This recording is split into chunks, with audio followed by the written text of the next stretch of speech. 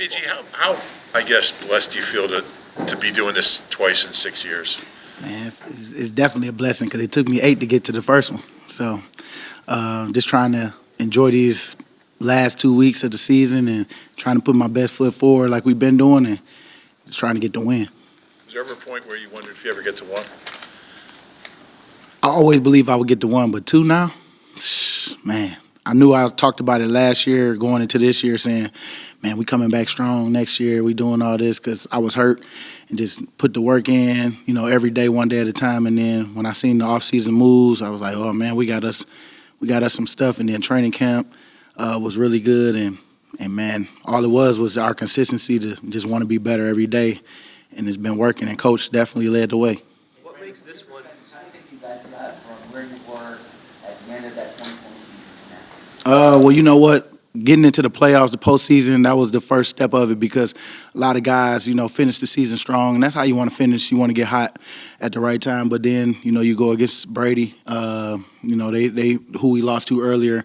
It was a closer game than before, but I know that it was just the first year with Jalen as a starter. For him going into the offseason, knowing that he was the guy with a new coach. And now I feel like going into the second year, it was just the people that Howie and those guys brought in. And then Jalen had a second year with the coach. And then, I feel like JG was a great hire for us last year. And, we didn't have to spend a lot of time on a lot of things that the first year that you have to spend a lot of time on. When did Nick win you over? You know what? He won me over when he first got here because it was cool because that press conference he had that he, did all the stuff, said all the wrong things where y'all got on him. I just felt like he came into here and gave us his honest answer on how he felt about it. He was pissed about it, and I love that because, a lot of coaches wouldn't admit to, sometimes when the media get under their skin and, it was just cool, just down to earth. Cool guy. He had a good report coming in from a lot of guys that was there with the coach that I talked to, and they said you got you a good one. Hopefully, him being the head coach don't change him, and from what I seen, it didn't change him, and so that's when he won me over, man. Just coming in, being real about how he feels. But I know, sometimes you can wear your emotions on your sleeve, which he does. But I think he does a great job of owning it and moving on too. What do you remember about this trip to the Super Bowl special in a different way from the last one? I'm in year 13. We finally got double digits this year. I'm contributing to help the team as much as I can. So, this has been the best for me because it's just, who would have thought in year 13 I would still be here after we won the Super Bowl that first time, and then how things went last year with me tearing my Achilles, and now coming off the Achilles and having one of my best years, and I'm not even playing half the snaps that I ever played. That I've been playing in previous. So I would just say that's the difference for me is just going in year 13 and making it with a team like this. What do you remember about Andy down the stretch in 2012 when it was apparent that he wasn't coming back, and how he handled that, and ultimately how he handled talking to you guys that last time? When he was fired? Coach Reed was always a real dude. He always handled his business. Really didn't have too much. He really didn't talk as much as far as team meetings, 5 minutes and we in and out. And then that's the difference from him and Nick. Like Nick being here about 20 to 30 minutes, and then Coach Reed, it was just like 5 minutes and you done. You on the order of business is this. All right, go ahead and start your day. And I think it was always cool, and then for me, him drafting me, man, I'm always indebted to him because of him taking a chance on me in this organization when he was here. But yeah, man, old school. Got a lot of coaches that was under him that have similar styles on how they run their programs, and man, I think he's just the OG of all the coaches. Brandon, earlier today, Julian. You know what?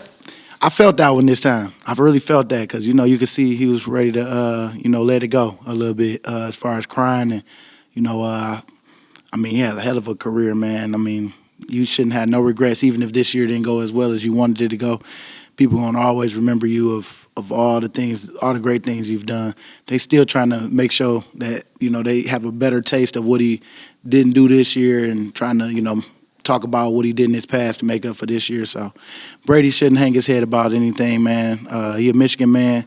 He definitely got opportunity afterwards with that big deal that he got. So, I don't feel sorry for him. You'll forever be linked. If you asked him and he was honest what the worst play of his life was, it's probably that play, that strip sack. What does that play mean to you in your life, your career, your license plate? It's definitely a life changer, man. It changed my life because can't nobody take that one away. Going against Brady in the Super Bowl, somebody who is then put daggers in people's hearts in those drives, especially that last drive. And man, I was just, if anything, I'm happy because it was another Michigan guy. Something that I can always go back to Michigan. If I see Brady, we can always have a good conversation about that one. But I'm happy that I was able to do that in my career, especially how it went in the beginning, and to be able to make a play like that in a town that never had a championship. That we finally brought us one, and then it changed my trajectory of how people view me as a player, and it's just gotten better ever since. How was your trash talking game back then compared to now? You know what? I cussed a little more back then than I did now. Because who used to tell me, Cullen Jenkins used to be like, man, why you always cussing and doing all this, man? They going to find you. They going to throw the flag on you. You got to get creative. And, he was real good. He was real slick at the mouth, too. He was a good trash talker, but he really didn't open up like how I do. Like, he would just say little stuff while you were around. But I think just hearing it from other guys, making sure that, I got the cussing part out of it and just, have some fun, man. It's just whatever kind of come to mind as I go out there. Brandon, you're a leader on this team, and there was serious news about Josh Hills yesterday. Have you guys talked about that, and do you find that to be a distraction at this point in your preparations? Nah, I think for the most part, that probably was a situation that the Eagles already kind of knew about. I don't really discuss, stuff that goes on because I don't know nothing about it. You know what I'm saying? I just know that Josh is a cool guy. I talk to him all the time when he's in here. I'm behind him 100% on, whatever it is because I don't know the whole story. I just know I want to support him. I hate that it's allegations, and I hate the whole situation for both parties because, I'm sure it's been a storm since then for him and the female that's involved. And so I hope that, they get down to the bottom of everything. And, I don't see it as a distraction. I just see it as something that he has to handle. And, just know that his teammates behind him. Brandon, back to Nick for a second. Julian Love from the Giants today said, he was talking about what's a veteran team. I heard it talking about Nick. Yeah, what's your response to that? And in terms of how do you counter that in terms of what he has meant to this team? You know what, man? People always got something to say when they at home. So they got some stuff to think about. So I ain't really gonna touch too much on it. I just know that Coach Sirianni is. It don't matter what he did last year with a team that nobody thought was going to do much. He ended up getting us to the playoffs. And then for his second year, that's what you're supposed to do. You're supposed to get better. You're supposed to bring players in to get to do exactly what you need them to do. And we did that. He say anybody can coach this team. It's like, man, it don't matter because at the end of the day, it's on your GM and your president and people to be able to bring guys in and sign guys and have people want to come to this organization. So, man, it's a whole bunch of different factors other than just him talking about Coach Sirianni. It's just, a lot of people just mad because of what happened this season. I understand. But, yeah, it definitely carried no weight because, Coach proved himself each and every day. And if you're not in here, you really wouldn't know that. So it's just all lip service. Nick has talked about shared with younger players about your previous Super Bowl experience, not just the game itself, but the distractions and festivities leading up to it next week. Well, you know what? I told them guys, just make sure you have fun, when it's time to have it. But when we in between those lines and we in those meetings, let's make it about what we do well and how we can carry out this game plan. Because in that game, we didn't come all this way to get embarrassed. We didn't come all this way to start, playing around now. Keep it consistent. That's what we've been doing, keeping it consistent, knowing how to turn it on, turn it off. Because you are going to have a bunch of family in town. You're going to have people all around, and, it's going to be so many different things going on. But I'm not saying you can't indulge in it and have fun with it, but just make sure you're responsible because that's what it's about. It's about you taking care of your business when it's time, and, you can definitely play hard, too, if you can handle that. Your whole family there? There was a point towards the end of the game on Sunday, when the starting offense was able to get off the field, and you and Fletch were hugging Jalen before the clock hit 0. What was that moment like, and what was your message to Jalen? Just proud of him because of all the doubters this year of what Jalen's going to do. I don't know how many times I got that from fans and even some media people are like, man, I don't know. The X factor is Jalen. We don't know what Jalen going to do. I mean, I seen him this offseason work. I'm just happy that it paid off for him because, that's the stuff y'all don't see. Y'all don't see that every day sometimes. And, you see some bad days at practice and then people judge off that because that's the first thing they saw. Because I remember him throwing a couple of picks or something in practice. Something happened. And, it was just like, man, we here to get better in training camp. So I'm excited. I was just more telling him like, man, I just appreciate him because of, all the things that he had to overcome this year. And you didn't see him get rattled not one time. And, man, I'm going to fight for a guy like that every time. Somebody that just keep their nose clean, keep their head down, and get to work. Brandon, Nick has referenced having the 4 veteran guys who have been through the Super Bowl before sort of helped, get back up very quickly. What kind of role do you think the 4 of you have played in pushing this team forward?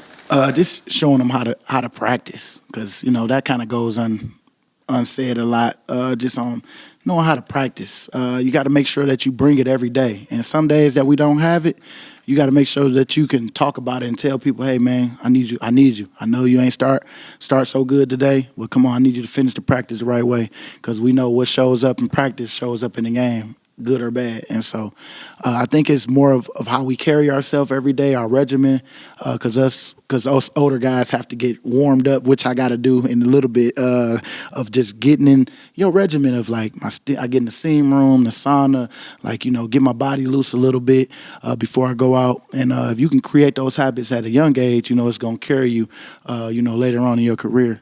That's what Trent Cole used to do a lot of, and that's who I kind of idolized during that time when he was here. And so I kind of do this. I do the same thing, if not more. Because of my age, and I think a lot of guys respect that, and they've adopted that, and they've been in there with me, doing stuff that I do just to kind of let them know that they hear me. Did you have extended last time at the Super Bowl? That first experience you had going through it, did you learn anything? Is there anything you pass on to your team? You know what? I ain't talked about that. I get what you're saying. It is a little longer than just stay doing stuff during halftime stretch, warm up one more time, just to kind of get that flow back, and just enjoy that moment too. I'm getting there. I've made it clear this whole time that it's been something that I've been dealing with, and getting there. Can you give us a number? I can't. It's getting better. You feel it getting better? What time?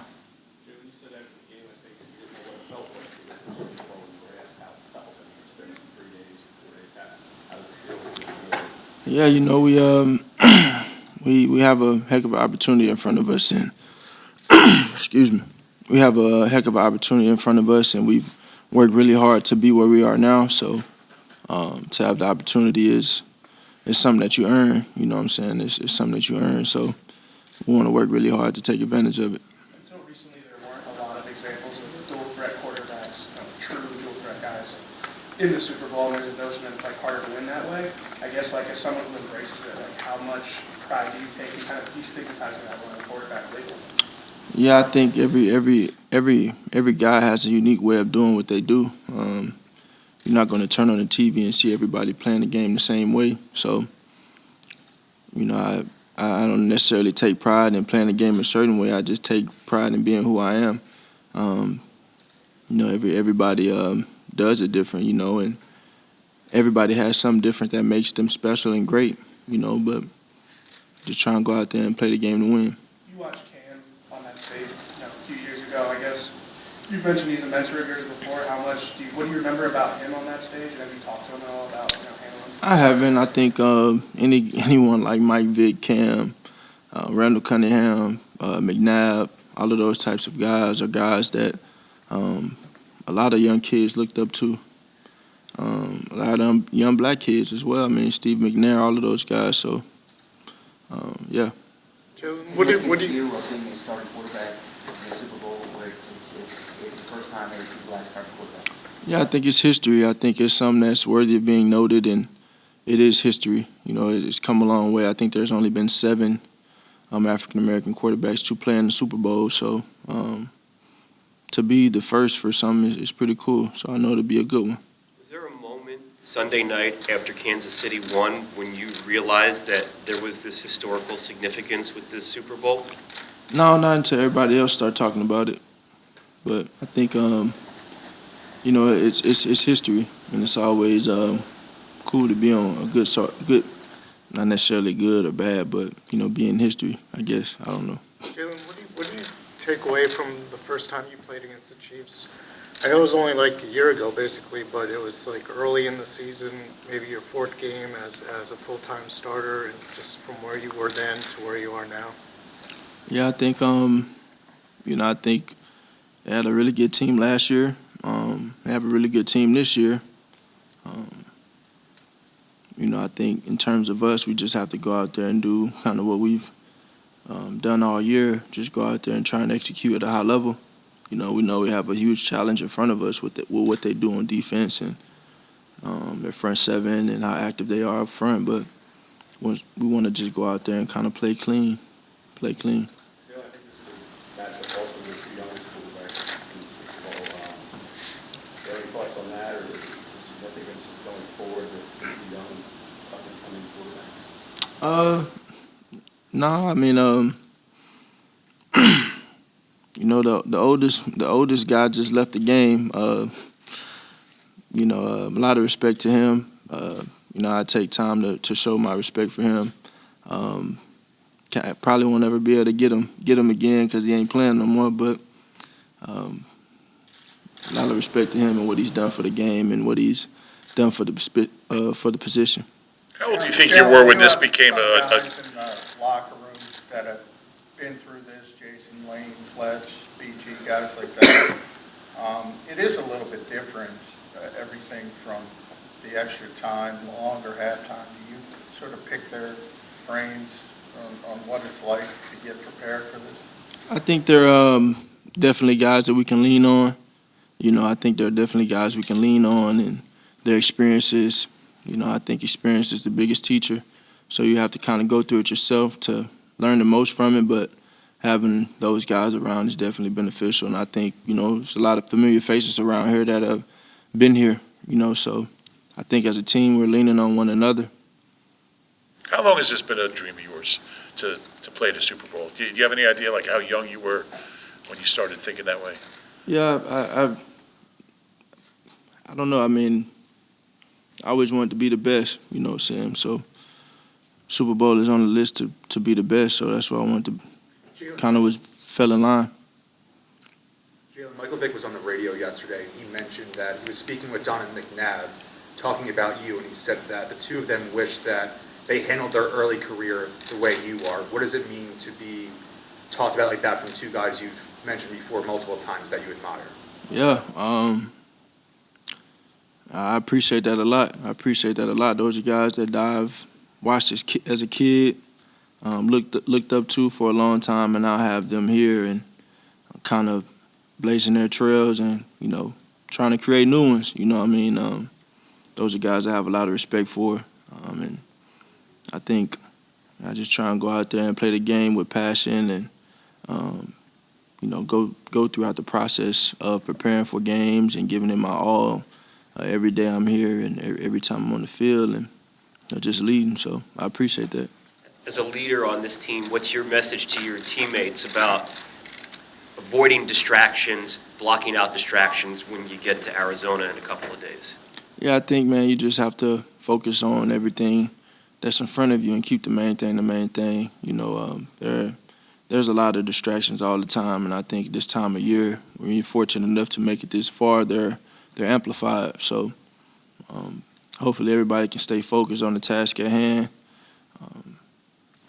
enjoy the moment, embrace the moment, but also, stay focused on what matters. And there was serious news that surfaced yesterday about Josh. Have you guys talked about that at all? What's been the conversations? I'm sorry? About what happened with Josh Sills yesterday? The news that surfaced Yeah, about Josh Sills yesterday? it's not my place to comment on anybody's legal issues, so. Who's your best player of the season, if you had to pick one? My best play of the season? Season's not over. Have you heard from Coach Saban? I have not. I haven't. Usually he'll probably call me at some point, private line. He has a private little caller ID he calls people from, so I don't get him much, but I know when they come in, I expect it's him. Jalen, this past Sunday, you guys set record for most rushing touchdowns by any franchise in NFL history. I guess, what do you appreciate most about the mixture of people involved, from Jeff Style and Jamal, and obviously your running backs? Yeah, man, it's a credit to everyone.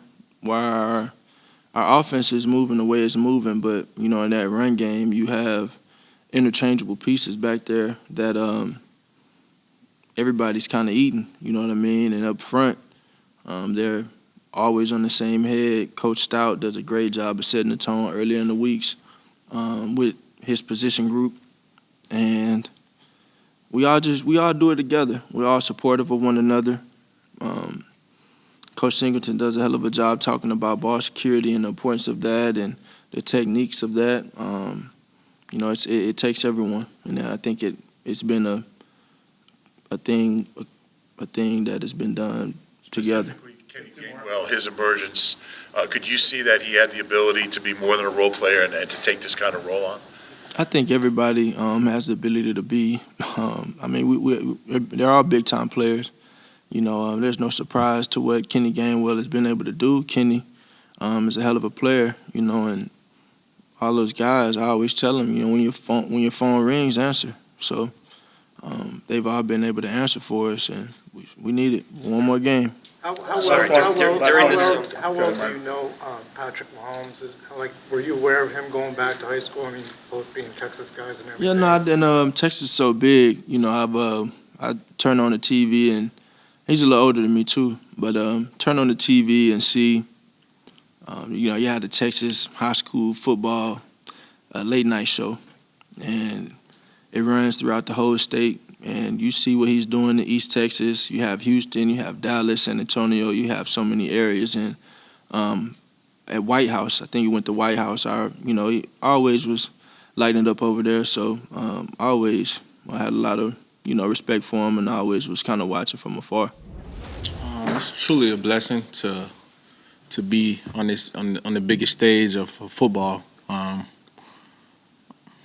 so blessed to play this game and to know Willie and play high school ball with him, competed against him in college, and growing up like 5 minutes from where we live from each other. It means everything. It means everything to the city of Starkville. I know they're proud of both of us. We lived in the country, so it just shows to the kids you can make it out. You can do whatever you want to do. You put your mind to it. You take the right route. AJ, Nick tells us that for all the meetings, you and Jay are right here at the front. A couple days ago, when you guys had your first introductory logistics meeting for the Super Bowl, did that one hit a little bit different? Sitting next to your friend and knowing that you guys are going to the Super Bowl. I think it hit a little different. To be honest, after the game, kind of really set in today a little bit because we had to come back to work. We back to work. What we wanted to accomplish. So, just being on this level with my friend, the talks that we had in the past, is right in front of our eyes. So. You mentioned the talks you've had in the past with Jalen. Been here almost a year, traded to go in April. Was this always the expectation, or was this always the dream to be here talking about going to the Super Bowl in a couple of days? This was always the expectation. When I got here, my first post game speech, and I told them I don't want to put no pressure on them, but this is the goal. This is why we play the game. I'm not playing for individual awards, like playing the game to be the best and to hold that trophy up at the end. So right now we're right here. We're at the door. We just got to go take it. Too many opportunities in the past games, first in playoff games, where you could running attack. What's your feeling on that with the running games been able to do? That just hats off to our O-line and our running backs, man. They've been running the ball really well. I be having people coming at me sideways about me not putting up no numbers, but you got to watch the game, man. You got to watch the game to see how our offense, our O-line, and running backs been dominating, and we just doing whatever it takes right now, and you never know how the game's gonna go. Just be prepared, and I'm doing my job. I'm blocking, whatever the case may be. So, I don't really care how it get done, as long as it get done, Even though you got traded, you still made the decision to re-sign here. So you had to make that decision to be here long term. Were you looking at the roster and the way Howie was putting things together when you made that decision? No, unfortunately. All I needed to know who's going to be my quarterback, and that told me everything I need to know. I was going to let the chips fall where they may. He made it a lot easier to make the trade go down. Trade happen. I would say. Because like I said in the past, I was crying, and but as soon as he called me, we got to laughing, and that's where the phone call came in at, and the tears went away. First ready for a new start. So once you got here and you saw the roster, what made you think this team had this type of chance? We go through camp, and it's practice, and I don't really take. I take practice serious, but I don't want to judge practice. I want to go against somebody else and see, how guys react. And it was week one, and we came back in the locker room, and it was like, hey, we got a lot of good pieces around this room. We just got to stay focused and stay locked in 1 week at a time. It could really happen, and the testament, here we are. How has it helped you and DeVonta especially going against Slay and James Bradbury every day in the corners and learning some things from them as well? I think those two are the toughest corners that we faced all year. We face them every day in camp. Of course you're going to be ready for whoever's in front of you. Because they're two guys who do two different things. They play two different ways, and they do it really well.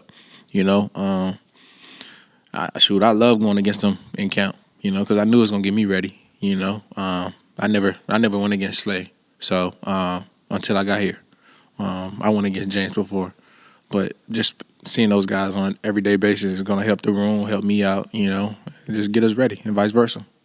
AJ, you talked about the goal, this being the goal. You talked about seeing that you had the pieces in week one, but was there a point during the season when you said, okay, we're really good, you got a real shot at this?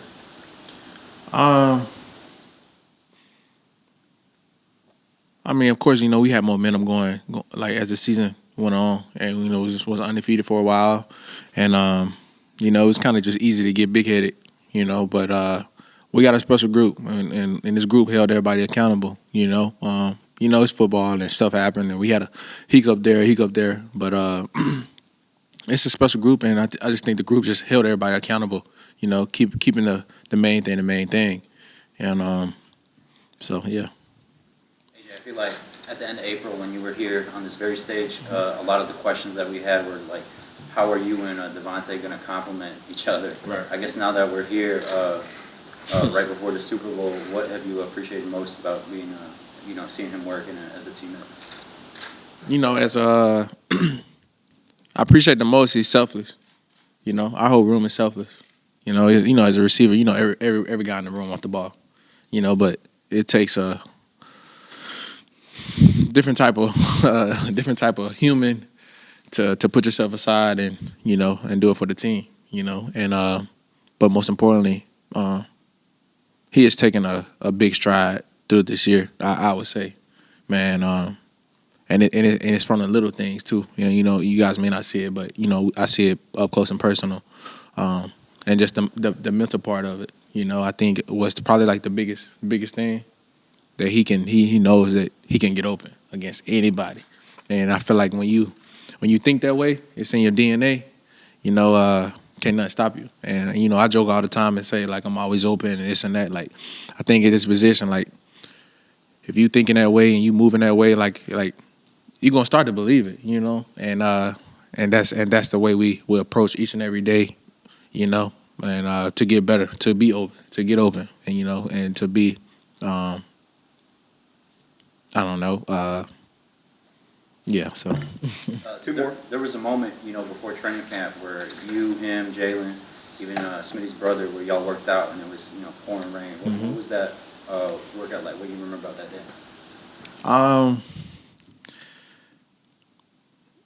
That's the stuff I love, to be honest. You know, I love the off season more than the season. You know, because that's when I prepare. That's when I get better. But that particular day, we all got together in the morning, and it was pouring down raining, and we was running the hill, and that kind of like let everybody know, let the team know how serious we were about this. You know, that we coming in to work, no matter what, no matter the circumstances, we gonna get it done. And you know, most guys today in the NFL would not show up to a workout like that or go home. You know, it's real work applied out there. So. You spoke about Last one. the state of Mississippi itself is very well represented. Yeah. It's not often viewed on the same level as like Texas or Florida. What is it about that state that proves so much talent? I don't know. I think the state of Mississippi is just slept on. You know, they don't think too many guys are going to come out of their state and produce at a high level. You know, they got some guys like Chris Jones, a couple more other guys, you know, from the state as well, and so do we. But that's just a state that's just hungry. It kind of reminds me of Philly. You know, we're a poor state. You know, not giving much. You got to go earn whatever you want, and that's just how it is. And so, I'm pretty sure the state of Mississippi is proud of everyone who's going to play in the Super Bowl, and I know Mississippi is going to represent well.